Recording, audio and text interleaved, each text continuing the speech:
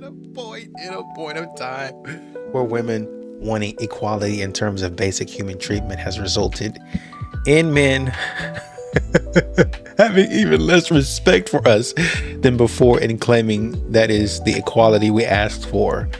Not one woman sat down in this whole carriage. Do you really think having to race men for a seat was the change we wanted? You know, when I'm sitting in the office, waiting for my interview, I want somebody to give me a fair shake at the job, right? I want somebody to give me an equal opportunity. That doesn't mean that I'm going to get to it. That means I have an equal opportunity. So if a man gets up at 5 and you get up at 6, guess who's probably going to get the seat? Probably the man. Guess who? If you get up at 6 and he gets up at 7, guess who's probably going to get the seat? Probably you, because you got there earlier. There's a saying, the early bird gets the worm. You're not a nerd. I mean, who are you? Who y'all think y'all are? Who y'all think y'all are to be coming up in here demanding seats? Go. I can't even say sit down because you can't, because ain't no man giving up a seat. What I find so wild when all these like Western women will be like, the burqa is so misogynistic, it's so misogynistic, and at the same time they'll say men say women all the time, men are the predators, men are the worst. So if you know men say women, do you honestly think men want women covered head to toe? Do you think that's what men want? What they want is women like you who put their arse out on the internet for $2.99 a month. They want women like you who will put other women's right to go sleep around and enjoy that and have babies. They want women like you. So I was scrolling on TikTok and I saw this video of a woman. She's saying that whenever she sees another woman succeeding in life and doing big things, she's so happy for her and she wishes her the best. And she says that I wish and I hope one day I will succeed just like you did. Like, yeah, you go girl, blah, blah, blah. Okay? Very nice. That's sweet. That's how I think. That's how we should all be thinking. But then she goes to say, whenever she sees a man succeeding in life and doing all these big things, she's just like, what? Why? How? He doesn't deserve it. Men don't deserve it. And she goes on to say that I know deep down inside my heart, men don't deserve good things. And then she says it's like an evil envy towards them. Like she literally admitted it's an evil enviness from her. And she says like they don't deserve it, blah blah blah. And then she goes on to say, I truly believe and I stand by the fact that women should always be doing better than men, and women deserve it, men don't. How evil. So I'm watching and I'm like, are you kidding me? Like I thought it was a joke. I was like, are you kidding me? So I opened her TikTok just to see, like, does she have a man in her life? Because if she did, something is wrong here. It didn't show that she had a man in her life because there was no post with her with a man. Which, whatever, it doesn't matter whether you have a man in your life or you don't. This hate towards the opposite gender is disgusting. You will never succeed in life if you have that much hate and enviness towards other people, regardless of gender. But yeah, I just wanted to get my 2 cents in here and just, yeah, this hatred towards different genders, it seriously needs to stop. That's what I be saying. You don't have to worry about the cats. Worry about you being a good person. Forget, oh man, you hit a wall, you did this. No, let's just talk about how you're not a good person. Let's start there. You don't need to be with anybody. You don't need to be worried about anybody else. You don't need to be flexing on anybody. You need to be worried about getting yourself together. How you're gonna flirt with the guy that's super shy because he's like a bunny rabbit, and if you come on too hard, he's gonna prance his ass away because he's scared, okay? And especially if you're a hot, beautiful woman, he does not want to be approached when he's in a big group. If he's with his friends or a big group of people, approaching him then is only gonna make him super embarrassed. He doesn't like being the center of attention, and it's just gonna make him really feel on pressure and probably not act how he normally would when he's around you because he's gonna be super like overstimulated and just like, ah! I know I miss Pink Water Bottle Girl, and I'm always giving you guys the spicy flirting tips, but this time if they're a shy guy, you don't want to come on being a little too spicy because that's going to intimidate them, okay? They are a little shy bunny. Remember that. If you come on too harsh, they're going to prance away, because if you are always coming on super hot, they are going to be so nervous to see you that they're going to avoid you. Even though they like you, they're going to be so scared that they're not going to let themselves see you because they're going to be like, ah, she's really intimidating. Like, I like her, but she's doing too much. Like, I can't handle it. My anxiety is literally going to go through the roof, okay? Next clip. I'm in the war on the side of the Chop Man Epidemic girl. She's right. Y'all are ugly, you don't put effort into your appearances, you don't have hobbies, and you expect women to want you. They seem to be assembling a team. First we have... are living through a chopped man epidemic, and there's a big shortage of baddies. the headstrong leader of the group. All you guys do is goon. You goon to weird-looking alien You're just weird gooner freaks and you don't know how to get off to a normal-looking woman. The demolitions expert and wild card. The problem is y'all keep letting ugly men have confidence. That's why so many gargoyles and monsters in the flood. The enforcer and muscle of the group. Love Island USA is a constant reminder how America has an ugly boy problem. The stealth and subterfuge expert, and last but not least, You would cry of happiness if me or her or any of the women in her comment section touched you. That's what I keep on saying, man. They're not sending out their best soldiers. They're not sending out the ones that's been trained for battle, that's ready. You go to college around here? Yeah, I do. You do? And what's your major? Psychology. Psychology? Yeah. Yeah, you're gonna be making no funny.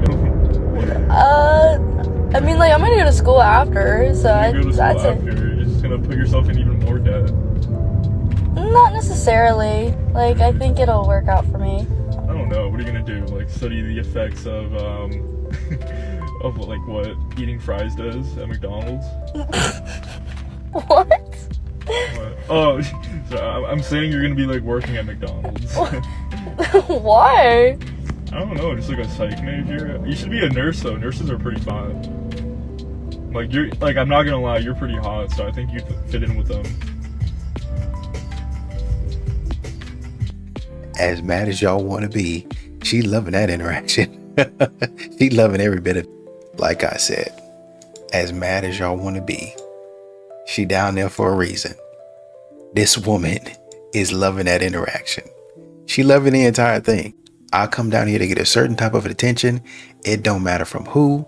It need to come before I head on back to the house for school. I don't think women fully understand the power that their touch has on their husband. Last night, my husband and I were just sitting on the couch and I looked at him and said, "Let's go to bed.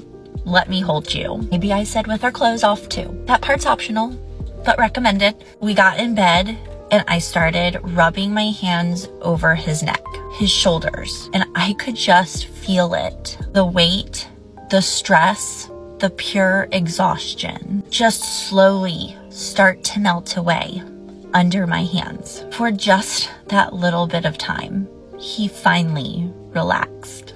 He didn't have to carry it all. In that moment, I carried him. And that's exactly what so many men do not get enough of. And if you are a wife listening to this, do not underestimate what your hands can do. Your touch isn't just affection. It's a kind of peace only you can give him. Because a wife's hands, they are healing. And sometimes that's all your husband needs. Does anybody else have a really wonderful husband, but the perimenopause in you is like, no, we don't like him, and here's why. A, he has the audacity to breathe louder than we can handle. B, his chewing is not acceptable anymore. He's not allowed to chew either. He came to me while I was getting ready and just wanted a hug. And you know what I said to him? I looked him dead in his face and I said, "I have nothing for you." A hug. That's all he wanted, was a hug. What are we doing to combat these hormones? I need to know, because I'm kind of mean. I really understand on a whole new level why women get divorced in their 40s and their 50s. This is awful. This is no fun. I give it 0 stars. I do not recommend. And men are expected to go through things like this every day and take it lying down. They're expected to be understanding. They're expected to give you whatever you need. But the first time a man has a bad day, then you're trying to get out the door. Please, let's really talk about it. Let us have this conversation instead of men having this conversation for us. Is it true? Do we really not respect men who don't make money?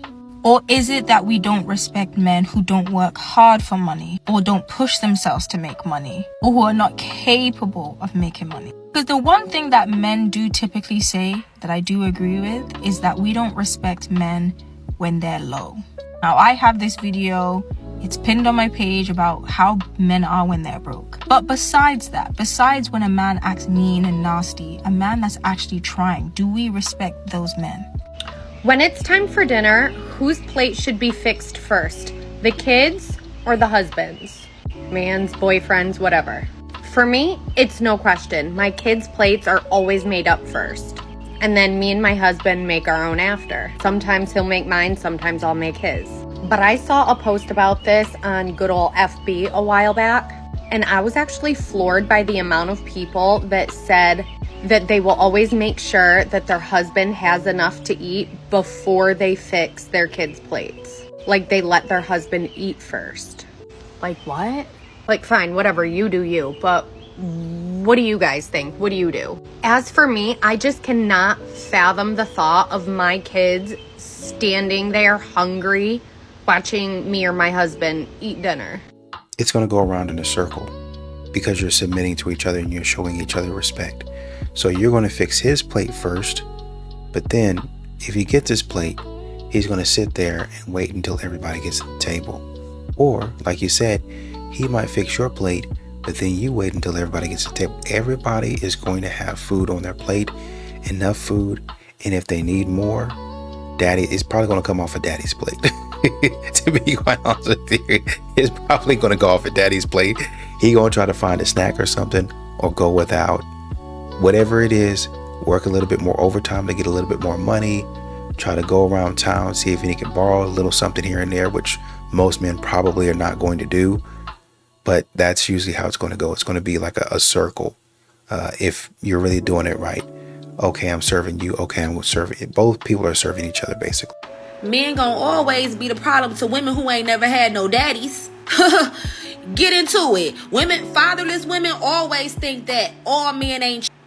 Women who ain't never had no good men, like, all men are not bad. There are some really, really good fathers out there, some really good, hardworking husbands and men. But those women who always think that men is the problems is women who just ain't never had no father. And their mothers program them to hate because they hate men. They hate men, so they program into their women, their children, that all men ain't, all men are dogs, all men are gonna cheat, and then subconsciously in their head, those are the type of men that they keep on picking. Because when they run across those men, instead of leaving and running, they're drawn to it. Because that's what they feel like they have to go through to experience some type of form of love. I blame their mothers and their deadbeat daddies. 50-50 isn't actually 50-50, especially when you first start dating. Going on a date with a man puts you at physical risk and harm. And if men were paying attention, they would know that. It comes at an emotional cost to you to go on a date with a man to wonder whether or not you're going to be safe. And again, if men were paying attention and actually listening to women, they would know that them covering the bill is the least that they can do when it comes to going on a date with a woman. That's not even considering the makeup, the time, the pink tax, everything that goes into it to actually get to the date with a man. Dating is expensive, and if a man cannot afford to go on multiple dates with a woman, then he cannot afford to be with her. I do not believe women should have to open their wallets in order to date men when men are the easiest thing to acquire. So not only do women have to give up their sense of safety to date them, they also have to give up their wallets? Yeah, I don't think so. Women are usually better off without men anyways, so they need to be paying for your presence in order for you to give up the luxury of being alone. If they aren't making your life easier and better and you have to pay on top of that, it sounds like the biggest scam in history to me. Let's read a few comments. Where are the almond udders says, I'm not paying for anyone to hang out with me casually. If they aren't comfortable, then don't say yes. Another dude said, so you see something as inherently dangerous, but as long as you receive like $80 to $100 of food and beverage, it's worth the risk. Exactly. Mr. Bunny says, or Bunny, says, get to know someone before you go on your first date. That seems like the most logical thing to do, but some of these ladies are out here seeking a thrill that really, honestly, and truly sometimes safety goes by the wayside. As women, we need to stop dating down. We genuinely need to stop giving the uglies a chance, because for whatever reason they think that they made it, and then their egos blow up and then they end up screwing people over. Like, what? That's why I'm not on the dating apps. That's why you shouldn't be on the dating apps, okay? Because these men, okay, these boys think they have access to you, when in real life, in the wild, you wouldn't look them a certain way. And then don't get caught up in the, okay, like, he's not that handsome, but he's nice. Everybody's nice. That's the bare minimum. Oh my God, if that man cannot be nice, cannot be polite, girl, my cat's nice and she scratches me a lot. She's nice. She comes and cuddles. Come on. We need to stop as a collective. I've given ugly men a chance, and they were ugly on the inside too, okay? All right? Unless he's ugly, very rich, very generous, okay? No. Even then, you need to reconsider. And then don't go for the best looking men who have nothing to offer, okay? Because that is the same problem, is they think they can just get away with things with their face. It's like, no, honey, you gotta do more than that. Or if they're like, I got a big I have so many opinions about this. It's my take it or leave it, okay? Stop giving ugly people from the inside and out a chance. I'm so glad you said rich, because I was exactly about to say that. The way that you're looking, what you're wearing on your neck, you be giving them ugly men with money a chance, and they be dogging you out. And now you're upset because you played a game, they played it better. Go sit down and be quiet. I hate when, like, I do something to piss my man off, and no matter what, like, he stands on business. I'm like, no cuddles, nothing. I'm sitting there giving him my best puppy dog eyes, and nothing. And then this morning, like, he's still loving on me, but, like, I can tell he's upset, still mad. And I'm like, get over it! Get over it and love me! Get over my bad behavior, because I'm not angry anymore. Get over my emotionally undisciplined nature and do what I want you to do. Cuddle me and love me and act like nothing happened. I didn't hear a sorry. I didn't hear, I'm sorry, I shouldn't have done that. What do these guys have to choose from? Promiscuous women who are sleeping around, body counts high, don't care. Women who, you know, your boyfriend tells you he doesn't want you to go to the club or girls' night out, dressed out half naked. I'm going to do whatever I want. I expect you. I expect you to pay the bills. I expect you to take care of me. I expect you to be the gentleman. I expect you to be the man of the house. I expect you to one day take care of me, but I'm not going to listen to a word that you say. I'm going to do everything. You bring it to the table then, honey. I honestly don't blame men for feeling like they're backed up against a corner these days, because relationships are hard. Relationships are already hard, but as like the collective consciousness is like rising, I feel like we're all kind of going through this radical shift of thinking, and we really don't know how to act in relationships. And I think this is truly like the hardest time to maintain a relationship, because one, you're getting spewed like all this different information on social media, which by the way is mostly false. Like, information that I see, I just know that there's no like science-backed research there. It's all opinions and it's all regurgitated information, and it's like that game telephone. Like, something is spewed out there and then someone else hears it and I add a little twist to it, and then it's like just keeps passing along this realm of thinking, and then that becomes like a new narrative. But for guys, the reason why I'm saying this is because I do understand how men feel like they're not good enough for women, and like women want all these things and like they can't become all these things. Like, women want a therapist and a best friend and like a girly pop to date, and a masculine, and a provider, and a protector, and someone to pay bills, and also someone to be a really great dad and a really great partner, and manage all these things and manage this woman's emotions. And that's really hard, because men are pretty simple creatures. Like, they want a good person, they want someone to support them, they want someone to have a positive attitude, maybe like cook, clean, whatever the like traditional housewife typical things are. I think the expectations are just a little bit off-centered because women are also becoming a little bit more isolated where they don't have many girlfriends these days. So they do put that pressure on a man. I feel like that changes somebody's identity because when you don't have other things going on outside of your life, when you don't have either a career or a friend group or a community or passions or hobbies, you will center your life around this man. And depending on how he has his day going or depending on how your mood is, if he doesn't fix it or if he doesn't respond a certain way or sit with you fully in that emotion, then you like condemn him for it. You think that he's this terrible guy who isn't present with your emotions and doesn't hold space and doesn't make you feel seen and all these things. But then if you're in a really good mood and he's not as hype as you want him, then you assume that, well, he doesn't support you. He doesn't like you. What's wrong? You start questioning all these things and you like weaponize your feelings. It makes me sad because I do feel like there's a lot of pressure on men to become all these things. However, I do feel like men aren't creating boundaries to appropriately communicate what they are willing to give and what they aren't willing to give. Guys say like they're down for all this intimacy and emotional connection and communication, and you know, it's hard to say that as a man at the same level as a woman because we were taught from like a very, very young age on how to communicate, how to center our lives around a man, how to be a good wife, all these things. And men were just taught to like protect, provide, make money, and basically just be this body. We were indoctrinated with different things in our brains.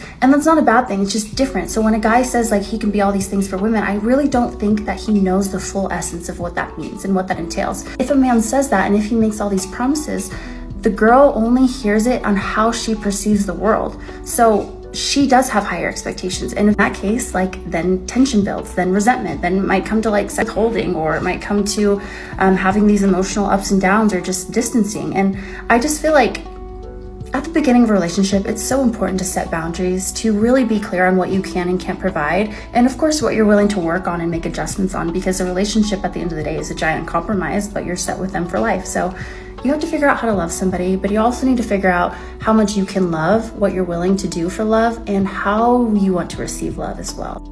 Let's read through a few comments. Black Nerd AZ says whether the information on social media is false or not, the information in statistics and family court is not false. You cannot intentionally ignore the divorce rate and the reasons for divorce. Regardless of what you're saying, the reality is ever present and not changing anytime soon.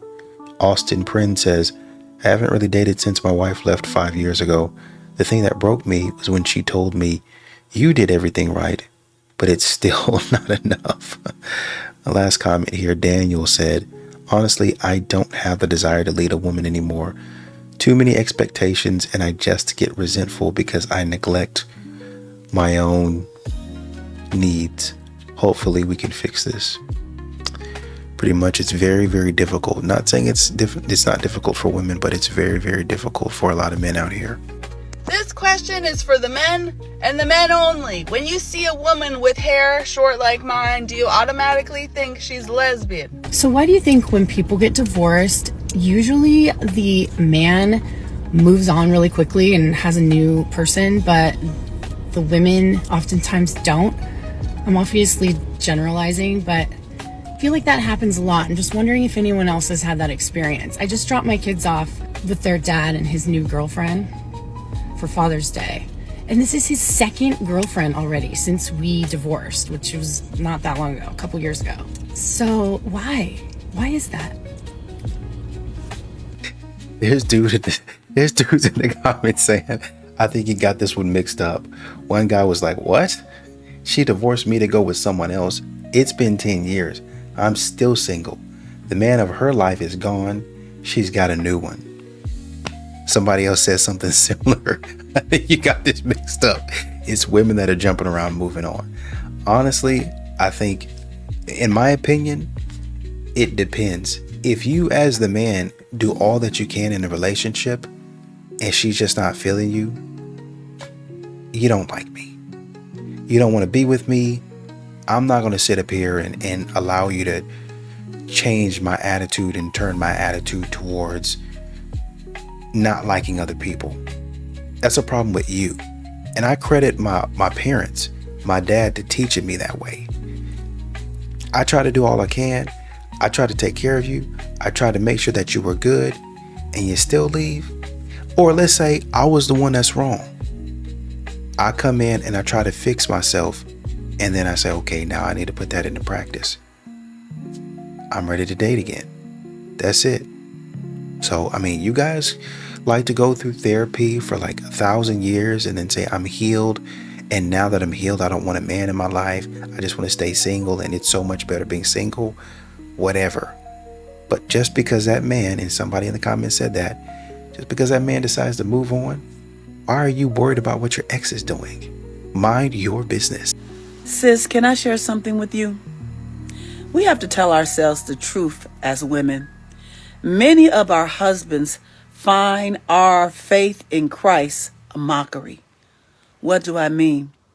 Many of you are angry and you say things like, well, a man can't lead me that's not led by God. Yet, you're in the church Sunday to Sunday and you're not led by him.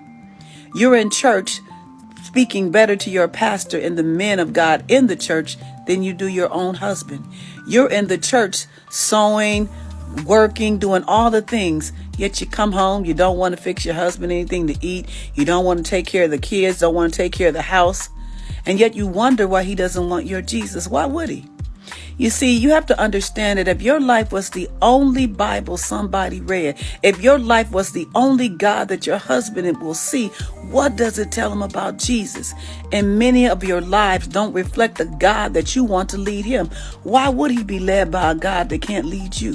Why would he come to a church to hear the word that you say is so rich, yet that rich word is not changing your life? That rich word is not making you decide that I'm going to stop doing what I want to do and do what God tells me to do in his word.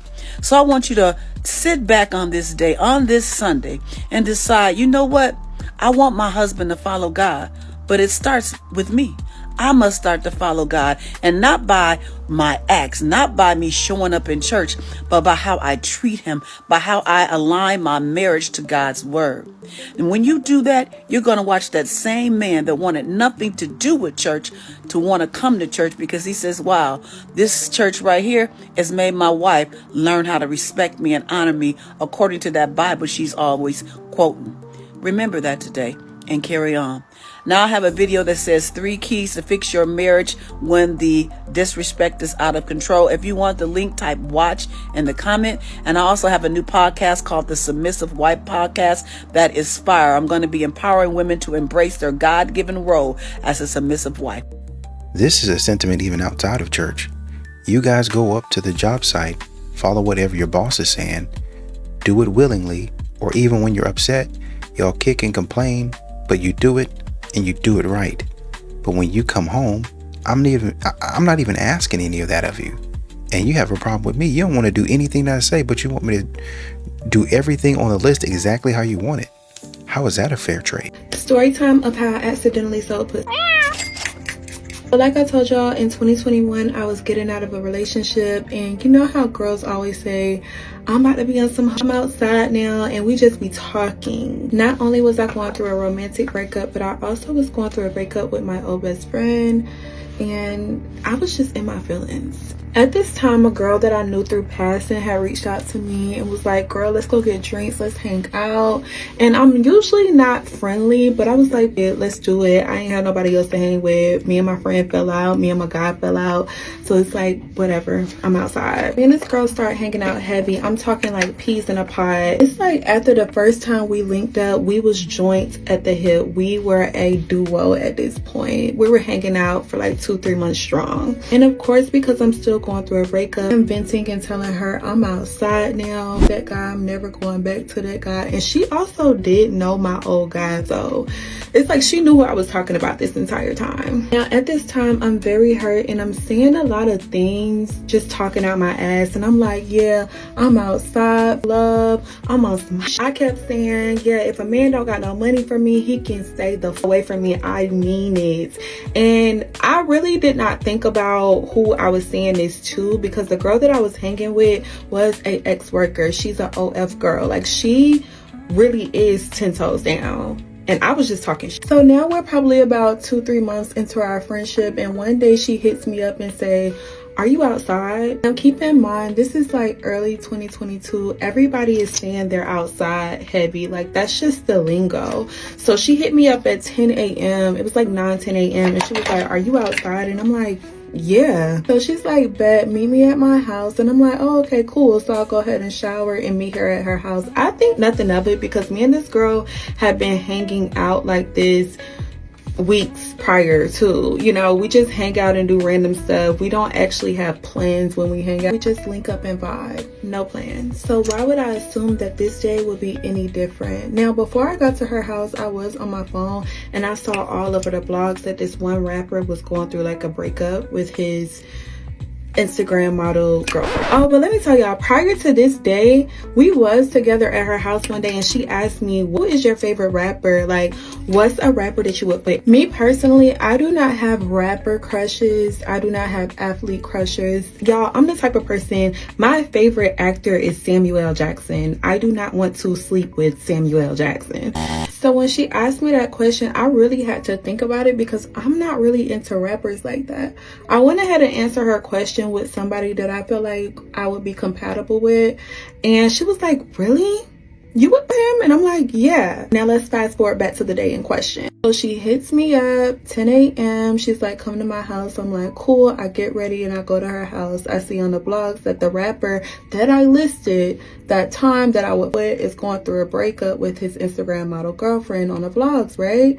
I get to her house and she's outside. Like, I told her I was at her gate, but she was already outside, which is weird because it's early in the damn morning. As I'm parking and getting out my car, she's already walking out her apartment. And I'm thinking to myself, like, damn, we about to go somewhere this early? Cool, whatever. Now I get my stuff and get out my car and I'm like, hey girl. She's like, hey my girl. And she grabs a bottle of Hennessy out her car and she was like, here, take a shot. Y'all, it's 10 a.m., no later than 10:30. In my head, I'm like, what the hell? Why would I take a shot this early in the damn morning? I'm really thinking, like, is she going through a breakup or something? Because we're surface level friends. Like, we just started hanging out. We don't tell each other everything, you know what I'm saying? So I'm like, is she going through something? Because why would I be drinking this early in the morning? Now, while we're on the way to wherever we're going, because I didn't even ask her, like, it's not even in our routine for me to be asking her where we're going. We just go places and vibe, y'all. We're on a highway, and then I bring up the blog post that I saw. I'm like, did you see this, girl? She like, yeah, that is crazy. So now she's playing music, we're vibing, and we get to the destination. Pull into the apartment, we go to the concierge desk. I'm not gonna say what apartments that was because I feel like that'll give it away. We go to the concierge desk and she's like, yeah, tell room blase that we're here. Now the lady at the concierge desk, she picks up the phone and calls the apartment number, but she does it on speakerphone. So when the man picked up, I'm like, damn, I know his voice from somewhere. Keep in mind, I didn't know who we was going to see. I didn't know this was a rapper. I didn't know who we was going to see. I didn't know if we was going to see a girl, boy, nothing. We just be going places and chilling, so it was not out of the ordinary, if that makes sense. So the concierge lady told the guy on the phone, like, yeah, Blase and Empress is here to see you. People in Atlanta call me Empress. He was like, yeah, Empress is here to see you. The guy was like, who? And she was like, Empress. And he was like, okay, send him up. So we get on the elevator. We only went up like 1 or 2 floors. When the doors opened, the rapper was standing right there and we got off the elevator. I was thinking, that's so crazy. I was just talking about him in the car because running into rappers here in Atlanta is not far-fetched. Like, we do it all the time. So really, I was thinking he was about to get on the elevator and we were getting off and going wherever we was going. So I looked back because we're walking off the elevator. I looked back trying to make sure he got on the elevator before I said anything. And when I looked back, he was following us. I was like, what the hell? Green moment, y'all. When I see him walking behind us, I'm like, oh, he must live here. Oh my gosh. Because I just turned around to say, oh my God, girl, did you see such and such? But he was following us. So I was like, oh, this is weird.